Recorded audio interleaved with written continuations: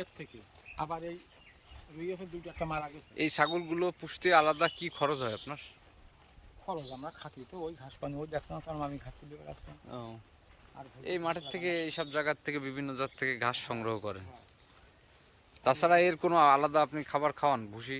না ভুসি খাওয়াই না। ও, আপনার টোটাল ছাগল আছে কয়টা? দুটো ছাগল এখন বর্তমান আছে 7টা।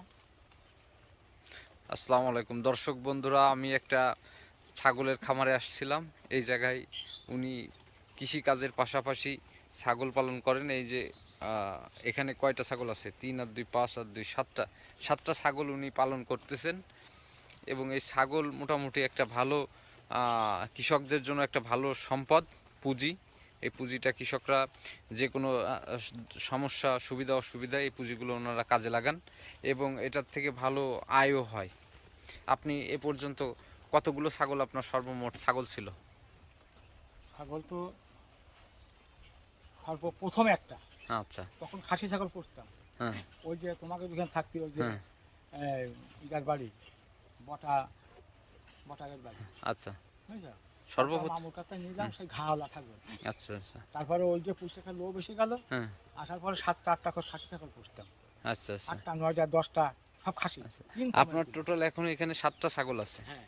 এর কদিন আচ্ছা। পরে এই মাস গেলি, হুম। এই মাসের 26 তারিখ না, হুম।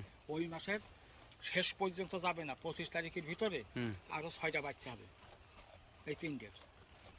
এই ছাগলটার জাতের নাম কি? ওই যে Bengal, black Bengal. Black Bengal, black Bengal. Black Bengal. আচ্ছা। এরা বৃষ্টি আপনি এই মাথায় ছাগলগুলো কোথা থেকে সংগ্রহ করছেন, মানে কিনছেন কোথা থেকে বা পাইছেন কি? লাখের পরে বালিয়া ভেকুটা ওই যে ফারুক আছে না, হুম। ওই ফারুক রাস্তা প্রথম নেওয়া, কিন্তু আচ্ছা। ভাগ্য কাটবে হুম। এই ছাগলে আমার পড়েছে।